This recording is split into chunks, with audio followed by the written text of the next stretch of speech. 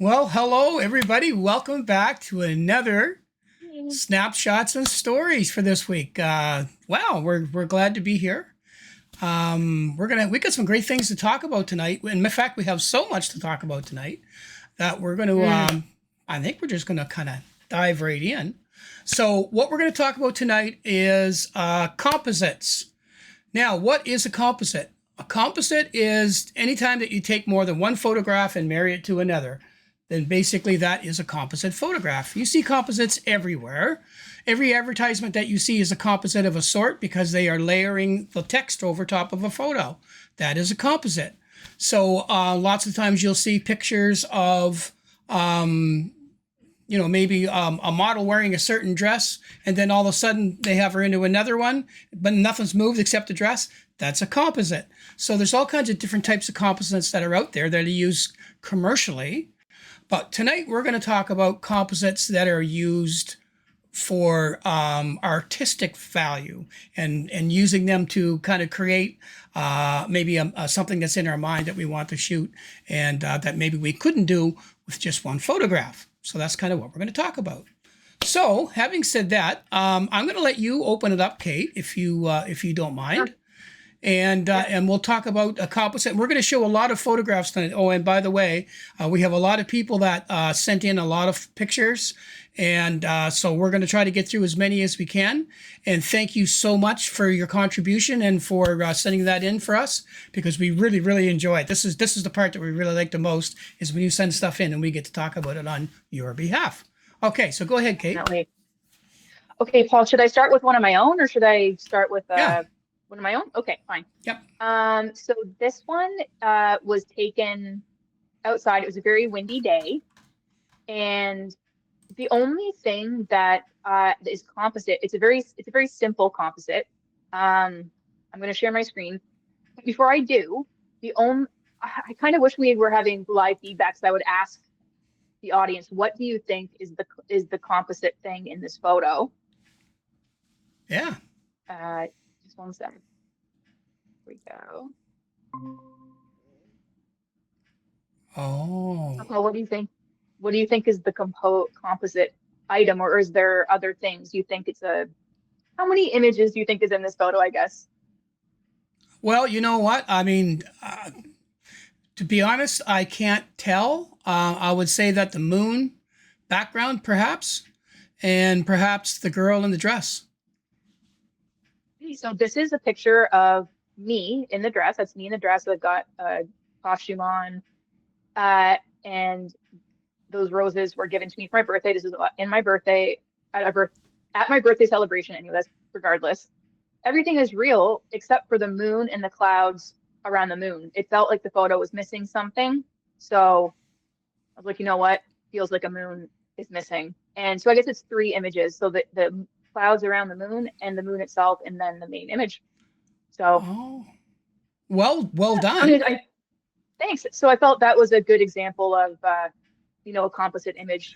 Without the moon, there was just that empty space, and it just felt like it was missing something. So I don't do a lot of composites, but do you have any of the originals? I don't. I actually, I should have looked earlier, but I actually don't have one on hand saved without the moon. But yeah, but that's okay. Anyways. Yep. Yeah, sure. So that was that one. All right. Wow.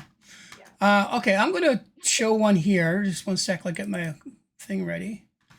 And this one is from somebody who sent this in.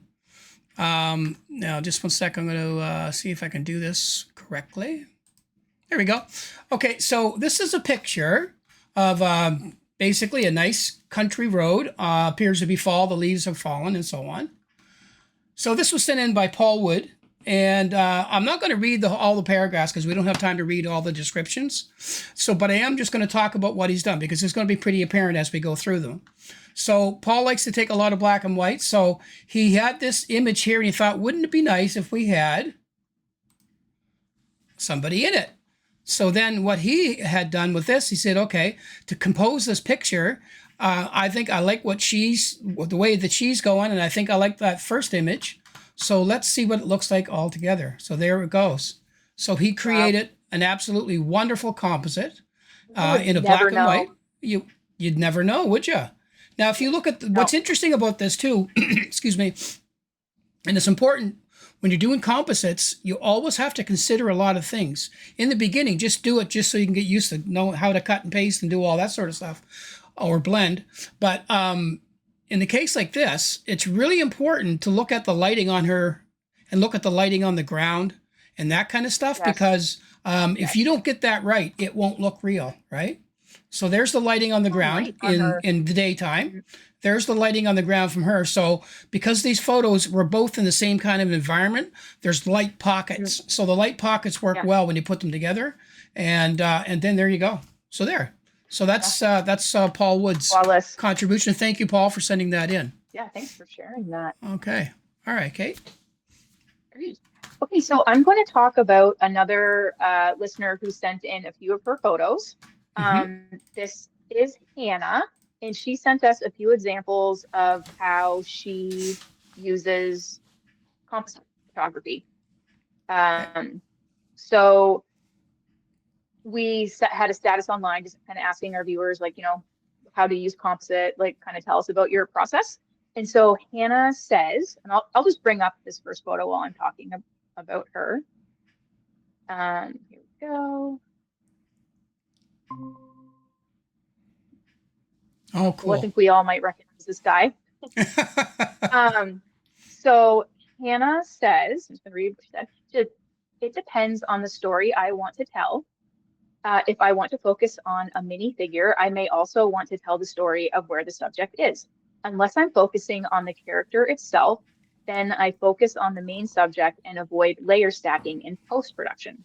So for this particular photo, she used layer stacking and AI enhancement to add fire and the snakes, which is wild. I really would think this was all done with, actual physical miniature. Those snakes look like they're real. It looks like he's holding something that's actually on fire. So I found this really interesting, really awesome, Hannah. Thanks for sharing that. That's pretty creative. Yeah, it is super creative. I would never have thought to even add the snakes. Like the fire was one thing, but the snakes are a different level for sure. Yeah. So you can see she's telling a story with that. This next one is going a little closer here.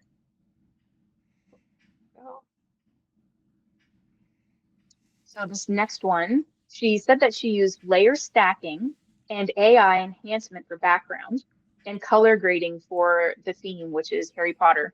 And yeah, the color grading to me is just perfect on this, honestly. I love a good color grade. Really nice job. So, and Paul, I have to be honest, like I don't do a lot of layer stacking. So, could you just give a really quick definition of what that is? Well, it depends on how she's framing that. So basically, you're just stacking layers together. So you could have, say, a photo of that girl, in the yellow on one photo. Yes. Then you could have a photo of that boy or that blue thing on the other.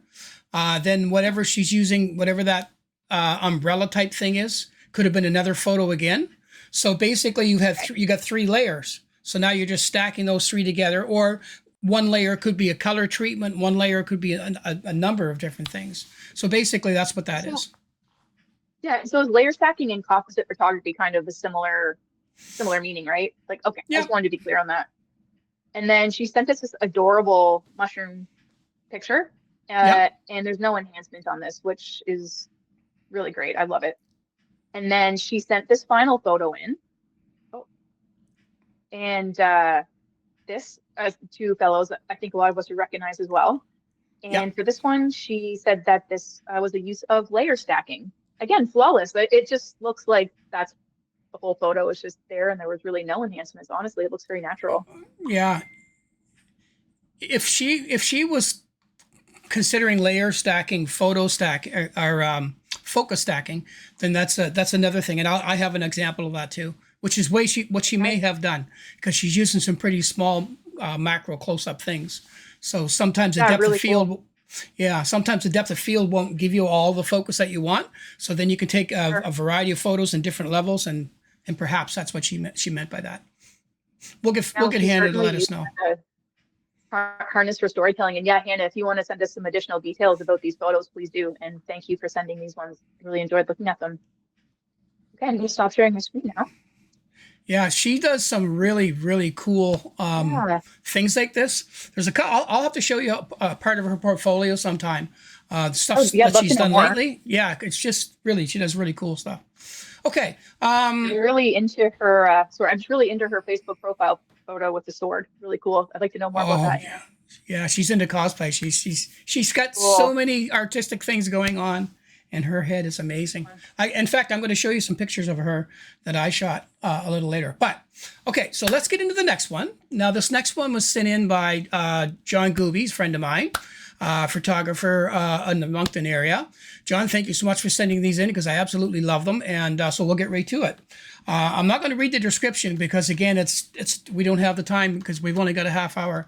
But I'm just going to show you the composite and basically what he did with it. So just give me a second, and I'll show you the photo. Okay, so the first photo we're looking at could be a sunset or a sunrise. Very red sky, very yellow sun. So beautiful photo. And you can see in the front of that photo, there is looks to be a cell tower. So the other photo that he took was of this crow on a branch. And this crow on a branch looks really, really cool. It's an absolutely wonderful photograph. And so he thought, you know what? If I could possibly have that crow on the branch in front of that beautiful sunset, and there he did. And what a nice composite. I love So, that. yeah, I mean, if you could get that for real, and it could, and I think that's why it looks so real because this shot actually could be taken and like this, but he just happened to have two photographs that he put together to create that wonderful scene. So that's really awesome. I love the colors. I love the dynamics, the range. John, that's a fantastic composite. So thank you, John, for sending that in, and I'll read the stuff the next time we get a little more time. Okay, I'm going to share back to Kate. There we go. Okay, I'm gonna share. I feel like we've talked about this session before, but I just want to bring it up because it was kind of my first. I remember like the spring and winter have all bled together now. Anyways, Yeah. this is a composite photo, and it is one main photo, Okay. and then can you see that, Oh, Chelsea, yes. with the, Yes. yeah. So just one main photo, no layering with the main photo. All it is the papers flying through the air in the same session. I copied and pasted out of other photos and then pasted on top of that photo. And it worked out because the pieces of paper were shot in the same kind of succession. So, Hmm. the coloring and the size and all that worked. And Paul was on one side flipping papers, and I just stood with my speed shutter, snapping, and then just put it together after. It was actually so simple to do. This was so simple and one of my favorite photos that I've ever taken. So yeah, I don't be love afraid that. to play around. So I was afraid. I was like, I don't know how to layer. I don't know what to do. So easy. That's a wonderful photograph. I really like the idea of dropping paper or dropping the music in and around a musician, or if they were a writer, maybe somebody who writes novels. The same sort of thing where they could be sitting in front of a typewriter and throwing paper and so on. So you could that idea is so much fun. And anyway, It you really is. captured that. Just that's just elegant. It really is.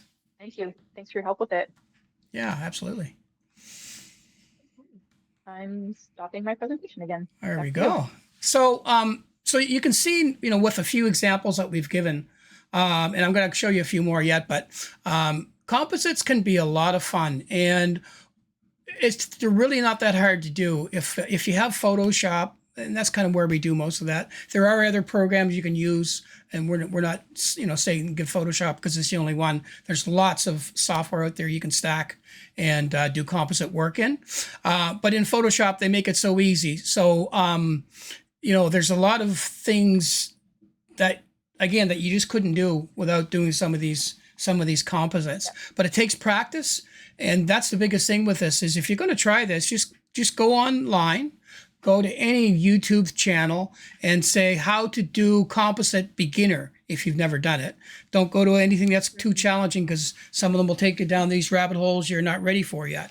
But if you're a beginner, how to do composites in Photoshop beginner, and they will take you right from this is a picture, this is another picture, this is what you select, this is the cut button. So they'll do all that.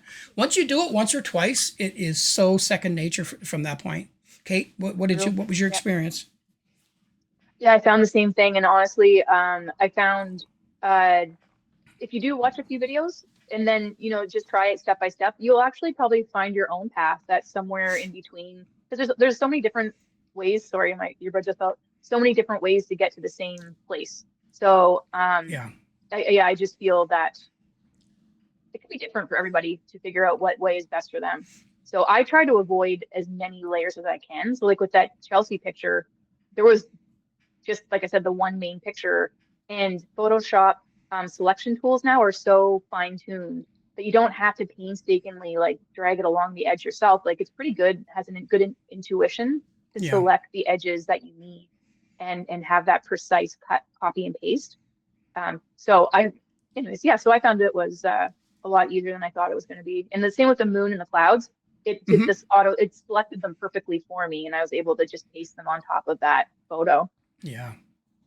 Yeah. And that's the thing with that stuff. It's like you said, there's many ways to do anything in Photoshop. I mean, there's 15, 20 ways to do the same thing. And if you watch different YouTubers and that are showing that content, you might see one thing done 4 or 5 different ways. So just once you see something, just try something that you can remember. That's about the best thing that I can say to you. Find one that you like. Find a YouTuber that you can relate to, that doesn't speak too fast, that doesn't say, but if you did this and but if you did that. You don't want that. You just want, this is what you do. Step 1, step 2, step 3, period. And then for those beginners. So yeah. All right. So let's move on to another one. Now this one was sent in to us by Cece Snow. And Cece is another one of our great photography friends. And you just give me a second. I'm going to see if I can find her information that she sent to me. And it shouldn't take but more than a minute. Not even a minute, hopefully. That's why I couldn't do all the wording tonight, because there's so many things sent in from so many different paths. So when you send stuff into us, send it to snapshots and stories at outlook.com. Let me just put that up on the screen. There it is, snapshots and stories at outlook.com.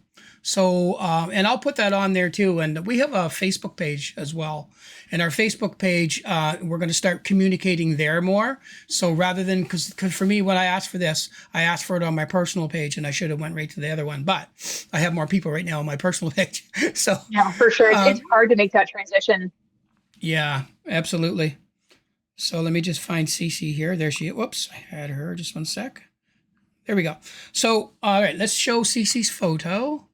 And let me just get that off for the moment there. And okay, so what we're seeing here is an absolutely amazing photograph of a lady on a horse. And now I'm going to read you what she had sent to me about this. So she says, I did this composite for my friend on riding her horse in a field on a romantic background. It's been printed on canvas and hangs proudly on the living room wall. So let's show you what the original photo looked like. There was the original photo. So this was actually out in a field, probably in a competition or something like that. She could have done just practicing, but the way she's dressed, I'm assuming, was competition. And so it was an absolutely wonderful photo of her friend and that beautiful horse. So then they basically just put it together, and then they come up with that. And it's stunning. It's absolutely beautiful how it was composed and put together. So Cece, thank you for sending that in. Well, that's it's just amazing to look at that. You know what that Sorry, do you know what that reminds me of? It reminds me of the old days when they would bring the horse into the house to paint the horse in the room. Have you? Yeah. So it's kind of like a modern take on that. It's nice, the stuff that you can do. It's that's the thing about composite stuff. Here's some stuff. And maybe people have never said that, and a lot of photographers would never tell you that they did. But a lot of people replace the skies and the backgrounds on their Oh, photos, yes. right? So Yes. if a beautiful scene, but the sky is bland, it's just fog, or not fog, but it's just overcast and there's no definition in the clouds, so it's just a gray smear. Now, Mhm. as soon as you put a beautiful blue sky or sky with some, defined clouds in there, what a difference it makes, right? Yeah.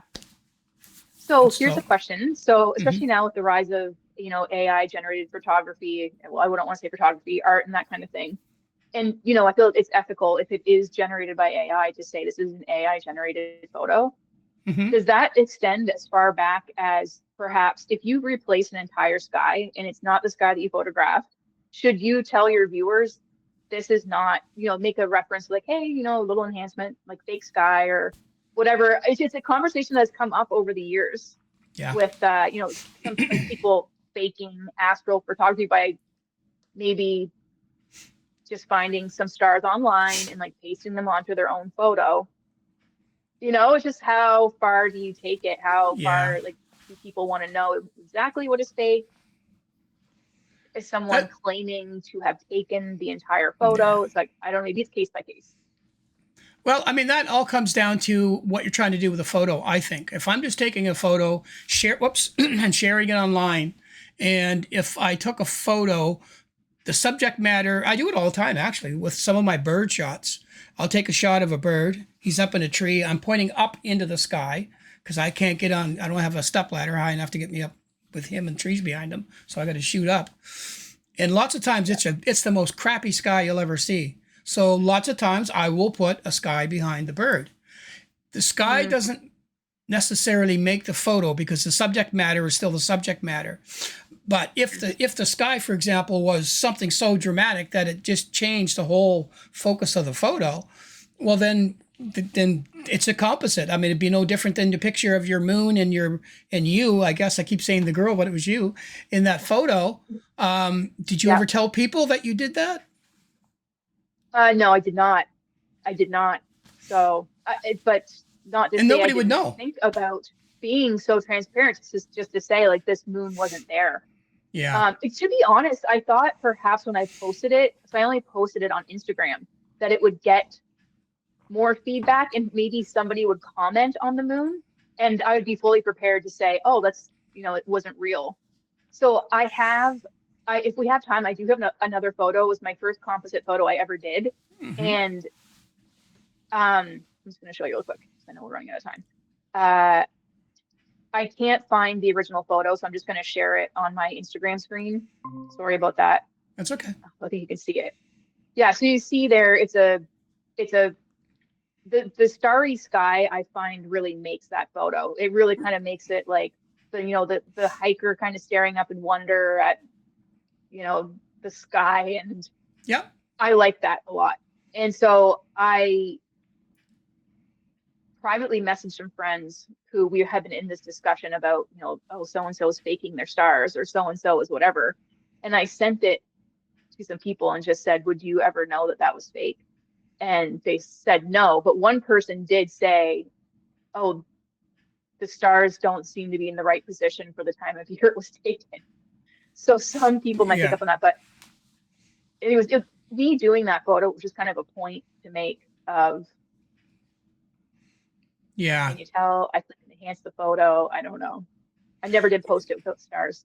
Well, the thing with it is, it's a wonderful photo. So whether it's a composite or not, it doesn't, it depends on what you want to put out there. If it's something that you're Right. trying to enter into a competition, uh, Sure. then you're going to run into a bit of a snag and a snafu. Same as using AI. I mean, AI now is to the point that if somebody picks it up and you're sending photos into competitions, they have the ability to know there's AIs and they'll automatically disqualify your picture. So it depends on Wow. what you're doing with it, right? But for the most of Yeah. us, we're making art, no different than painting and anything else, That's right? how I So feel. Like, yeah, yeah, for sure. I have no issue with that at Yeah. all. Now, and you talked about the moon. What I liked about the photo that you did and brought up, you brought up a section of the moon and the clouds in front of the moon. When you see a picture of a great big giant moon and the clouds are behind it, impossible. It doesn't happen, right? Impossible. Yeah. The clouds are closer than the moon is. The moon will never be that close. If it's that close, Right. we're not going to be taking pictures. Trust me. So, so The if you last see picture you're that, taking. sorry, Sorry, if the moon is that close, it's the last picture you're going to be taking. exactly. Okay, I have we got a little couple more minutes left, so I am going to show just one more example of some things that you can do that are kind of cool, and it's composites, and you'll see it every time there is a major celestial event. And let me just show it to you here now. Okay, so there is the total solar eclipse from 2024. I shot this up in Fredericton. As you can see, there are 1, 2, 3, 4, 5, 6, 7 different pictures of 7 different time slots that I was looking at the sun. So that is a composite. So anytime you see these celestial events where they have these phases that the moon or the sun go through, and I'll show you another one right behind it. There's another one right there. There's the partial solar eclipse that was in March 29th, 2025. Same thing. These are all the individual photos, but they're all cut out and matched and put together in a composite. So composites are used for a lot of things. This composite happens to tell the story of the start time at 7:04, maximum partial at 7:20, end time 8:15. So it tells the whole story of the sequence of that event. So partials are good for that. Also, the other picture I want to show was this one. And this kind of ties into Hannah's, I'm thinking if she was using focus stacking. I'm showing a picture of a toolkit. This is actually 50 pictures put together. Because I was so close to it with a macro lens, my first picture would be maybe that those ratchets in the front with the number 13. That would be in focus. Everything else would be totally out of focus. So then I have to snap another picture with the focus just behind that a little bit. Then another picture back to where the handles are. Then another picture. Anyway, you get the idea. So you're taking about 50 pictures so that you can see everything there totally stacked up. And that will be like a layer stacking, because all those photos are individual. They're all individual layers, and you would stack those all together and get one photograph. So Wow. yeah, so How yeah. I'm curious, like how you did that. So did you have like your camera on a tripod and you just focused on different spots? Yeah, like it's 100 millimeter macro lens, which means it's a 1-to-1 ratio. And then you put that lens as close as you can get, and then you focus on the closest thing that's to you. In this case, it would have been the outside of that case. That's the closest thing to me. You focus on that. Some people have to do it manually with some of the older cameras, but all the newer cameras with the mirrorless technology, that focus stacking is built right in. So you just tell it how many pictures you want, what are the increments, how far you want the focus points to move as it takes that kind of stuff. So I took all those pictures in probably less than 8 seconds. So, Oh my gosh, that's amazing. yeah, but it does amazing work. So if you want to do like true macro where you're shooting insects and not the side, but front to back, you have to do focus stacks because you're that close, right? That makes sense. Yep. Yeah. But anyway, another good reason for composite. One final one. And it is, I was going to show that one. That's not the one I'm going to show, though. I'll leave that alone. This one. So star trails. Star trails are another form of composite photography. So you're taking, probably depending on how long you want your star trails, you could be taking anywhere from 100 to 1,200 photos and putting them all together. And basically that's a composition of the first star move this far, the second star move this far, the third, that kind of thing. So that is actually composite as well. So let's get back to us here. All right, we're back. I wonder if a lot of people know that about star trail photography, that it is so many photos in one. It's interesting to learn if you didn't know. Well, that's it. And, we tend to talk about that kind of stuff. And we'll actually do, I have a whole course on that I can teach online here. I might do that one day when I'm doing a solo show or something.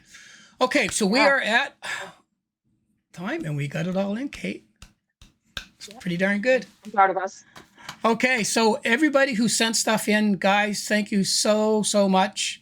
It really, really made our day. Yeah. Right?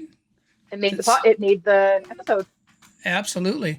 So if you want to see more content like this, remember we're on Facebook, we're on YouTube, excuse me, and we're on Rogers TV, and you can get us on our personals. Most people that know us on our personals, but send everything into snapshots and stories at outlook.com for more of this kind of content. We would just love to show your stuff, and it's just so much fun. Hey, Kate. I'm loving it so far. All right. Okay, well, I guess that's about what we have for time for today. So again, our half hour just flies by so quickly. So it does, doesn't it? It's just like we're just getting started and it's time to go, right? So anyway, it's more fun than you can have, and it didn't take us anything but a cup of coffee and a little bit of time. So okay, so from myself, Paul, And me, Kate. and from Kate, thank you so much for watching Snapshots and Stories, and we'll see you on the next episode. And remember, Tuesday is Snapshot and Stories Day, so we'll see you next Tuesday. Bye, everyone.